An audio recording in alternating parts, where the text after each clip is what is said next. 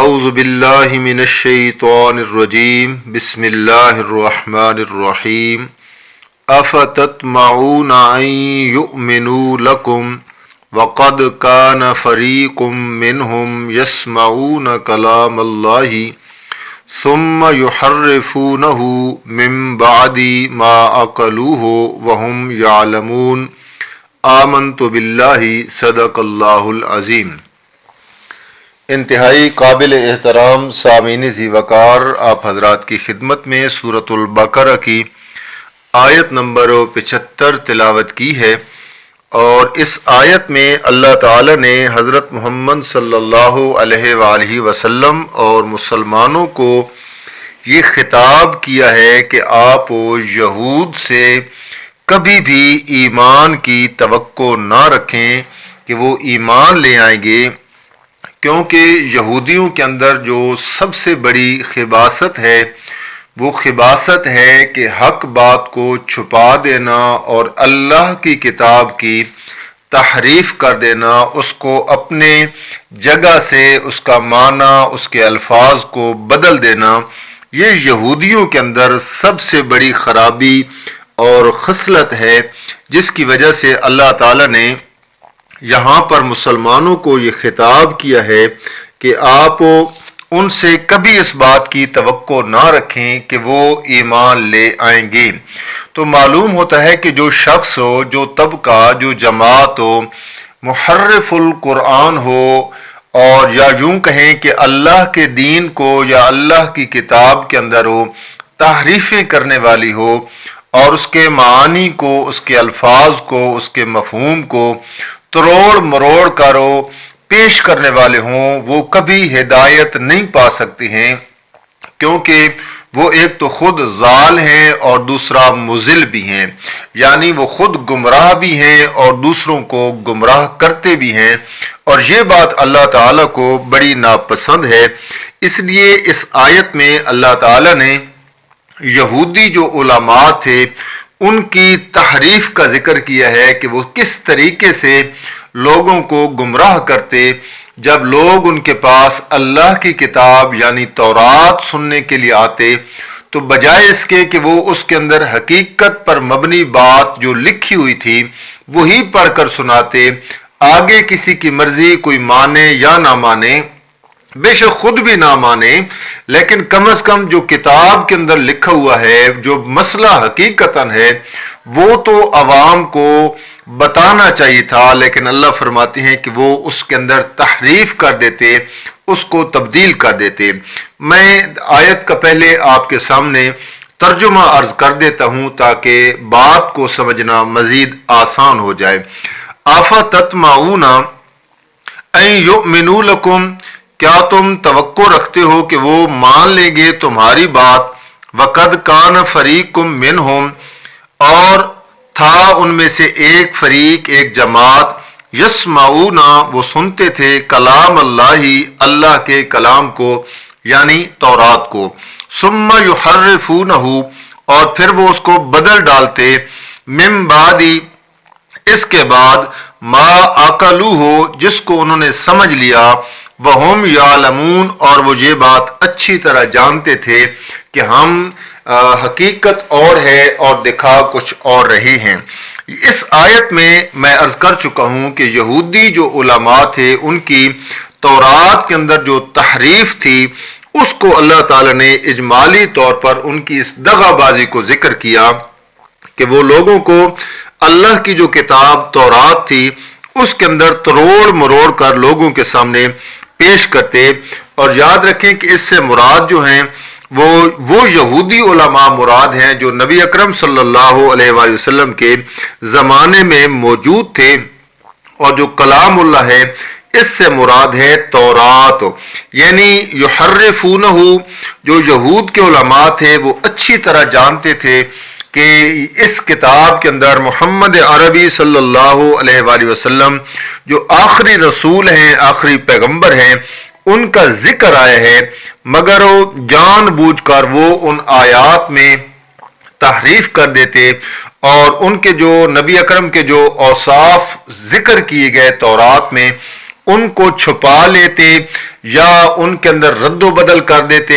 اور تاکہ عوام پر مسئلہ گڈ مڈ ہو جائے، کہیں ایسا نہ ہو کہ یہ ہمارے اپنے عقیدے کو چھوڑ کر، اپنے مسلک کو چھوڑ کر، اپنی یہودیت کو چھوڑ کر یہ محمد عربی صلی اللہ علیہ وآلہ وسلم کے غلام نہ بن جائیں، صحابہ نہ بن جائیں، اس لیے وہ تحریف کرتے۔ اور یہ یاد رہے کہ جو تحریف تھی، وہ تحریف تورات کے اندر جو تھی وہ لفظی طور پر بھی تھی اور معنوی طور پر بھی تھی، یعنی الفاظ بھی تبدیل کرتے اور معنی بھی اس کا وہ تبدیل کر دیتے تھے۔ یہ یہودی علماء کی خصلت تھی، یہودی علماء کی عادت تھی۔ آج کے دور پر اگر آپ اس آیت کو دیکھیں تو قرآن مجید ہمارے پاس موجود ہے، اللہ کی کتاب ہے، وَنُنَزِّلُ مِنَ الْقُرْآنِ مَا هُوَ شِفَاءٌ لِلنَّاسِ موجود ہے، اور خود اللہ تعالیٰ اس قرآن کے بارے میں فرماتے ہیں کہ نَحْنُ نَزَّلْنَا الذِّكْرَ وَإِنَّا لَهُ لَحَافِظُونَ، کہ اس قرآن کو ہم نے خود نازل کیا ہے اور اس کی حفاظت بھی ہم خود کرتے ہیں۔ یعنی اس کے الفاظ کو تو کوئی تبدیل نہیں کر سکتا، لیکن اس کے معانی کو تبدیل کرنے والوں نے تبدیل کیا، اور قرآن پاک کی جو آیات تھیں جو ان کا معنی تبدیل کر کے، یعنی محرف تحریف کر کے اس کو لوگوں کے سامنے پیش کیا، اور اس طریقے سے پیش کیا تاکہ کبھی بھی لوگ مسلک حق کو قبول نہ کرے، ان پر ہمیشہ سے ایک مسئلہ وہ گڈمڈ رہے اور ان کے اندر کسی قسم کی حق والی روشنی نہ آ سکے۔ اور اگر میں یوں کہوں کہ جو یہودی تھے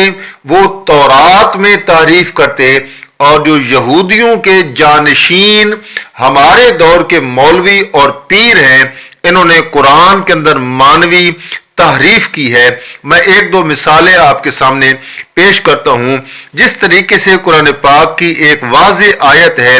قُلْ انما انا بشر مثلکم، میرے پیغمبر آپ فرما دیں کہ میں بشر ہوں، مثلکم تمہاری مثل، یعنی کس طرح کس چیز میں مثلیت ہے، یعنی جس طرح تم کھاتے ہو میں بھی کھاتا ہوں، تم پیتے ہو میں بھی پیتا ہوں، تمہیں بھی دنیاوی تقاضے ہیں مجھے بھی تقاضے ہیں، تم نے شادیاں کر رکھی ہیں میں نے بھی شادیاں کی ہیں، یعنی دنیاوی امور میں ہماری مثلیت ہے، تمہیں بھی حاجات ہوتی ہیں مجھے بھی حاجات ہوتی ہیں، بر فرق اتنا ہے کہ میرے اوپر اللہ کی وحی آتی ہے اور تمہارے اوپر وحی نہیں آتی ہے۔ اتنی واضح آیت میں وہ تحریف کر کے یوں کہتے ہیں کہ نہیں یہ آیت کا مطلب نہیں ہے کہ محمد کریم اپنی زبان سے کہہ رہے ہیں کہ میں بشر ہوں، بلکہ اس کا وہ اس طریقے سے تحریف کر کے کرتے ہیں کہ یہاں پر جو انما آنا ہے اس کی ایک خبر معذوف ہے، تو یوں اصل عبارت تھی انما آنا بشر مثلکم، یعنی میں ہوں، بشر تمہاری طرح ہوتے ہیں۔ اس طریقے سے اس کے اندر وہ مانوی طور پر تحریف کر کے لوگوں کو دھوکے میں ڈال دیا کہ نبی علیہ السلام اپنے آپ کو بشر نہیں کہہ رہے ہیں، فرما رہے ہیں کہ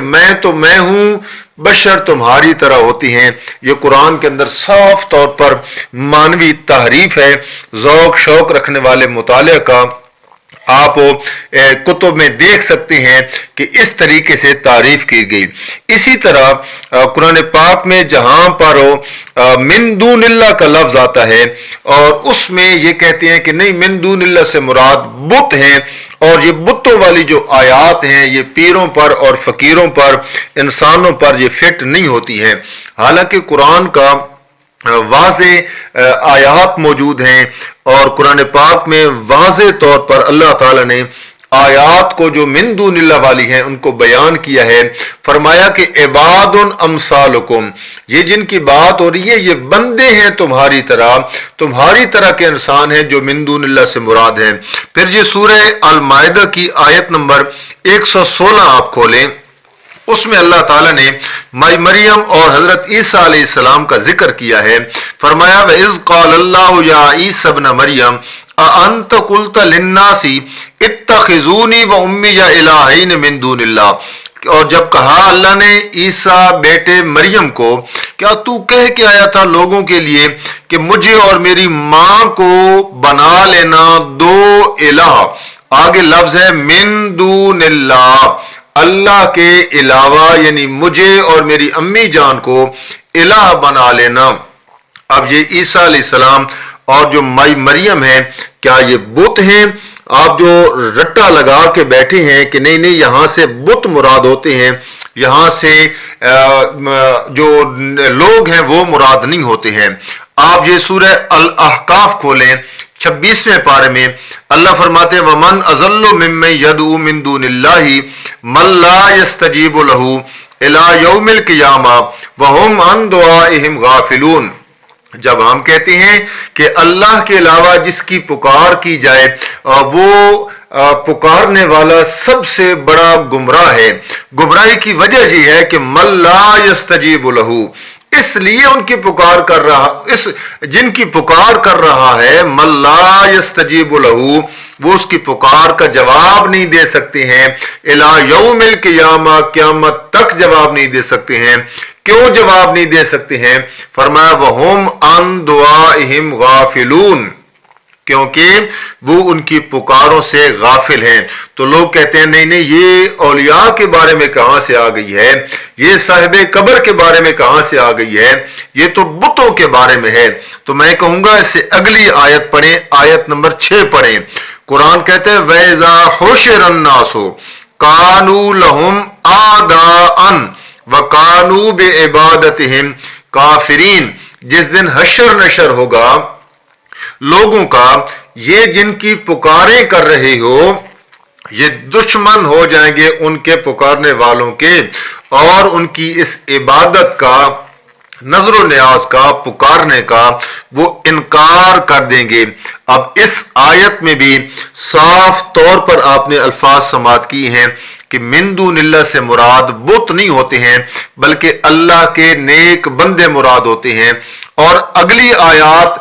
اگر آپ ذرا غور سے سنیں جن میں اہل حق اپنے آپ کو کہنے والے کس طرح تعریف کرتے ہیں، واضح قرآن کی آیات آ جاتی ہیں کہ جو غیر اللہ کی پکار کرتے ہیں اور سننے کا عقیدہ رکھتے ہیں، ما فوق الاسباب انہیں پکارتے ہیں، وہ شرک کرتے ہیں اور وہ کافر ہوتے ہیں۔ لوگ کہتے ہیں نہیں نہیں انہیں کافر نہیں کہنا چاہیے، حالانکہ آپ سورہ رعد کھولیں، قرآن کہتے ہیں وَمَا دُعَاءُ الْكَافِرِينَ إِلَّا فِي ضَلَالٍ، نہیں ہے پکارنا کافروں کا مگر نری بک بک ہے۔ اور اسی طریقے سے یہ والی آیت آپ سن چکے ہیں کہ جو غیر اللہ کی پکار کرتے ہیں ان سے بڑا کائنات میں گمراہ کوئی نہیں ہے، لیکن کہتے ہیں نہیں نہیں گمراہ نہیں کہنا چاہیے، یہ ہمارے بھائی ہیں، یہ ہمارے تعلق والے ہیں، ہمارے مسلک والے ہیں، انہیں گمراہ نہیں کہنا چاہیے۔ آپ قرآن پاک کی بیشتر آیات اٹھا کے دیکھ لیں جن میں اپنے آپ کو حق کہنے والے اس میں تعریف کرتے ہیں